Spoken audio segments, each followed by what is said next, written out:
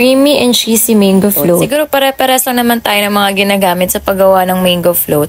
Pero ewan ko bakit itong pamilya ko tuwing may pagdiriwang sa amin ay ang lakas maka-request at magdemand na gumawa ako nito. Eto nga't naghiwa na ako ng 4 na piraso ng hinog na mangga. Pagkatapos ay hinanda ko na tong bowl at naglagay ako ng 1 lata ng condensed milk, 2 box ng Nestle cream, at syempre, pinaghalo-halo lang natin ng combine. Salamat sa mga advice ni Aling Mirna. Eto nga't naghanda na ako ng malinis na lagayan.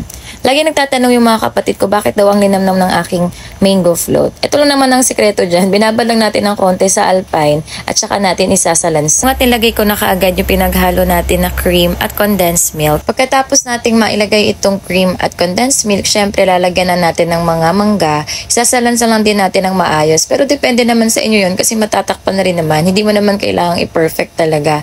Pagkatapos, another grahams na naman at lalagyan ulit ng cream. Kung nga nitong mango graham float ay parang kanta lang ni Sari G, ikot-ikot lang. At kung inakala kong sapat na ay hindi pa pala, kaya tinuluyan ko ng ubusin lahat ng natirang cream at condensed dito sa ating mango float. At yun na nga, malapit na tayong matapos dito sa ating ginagawang mango float. Nilalagay ko na lang yung huling batch ng mga mangga.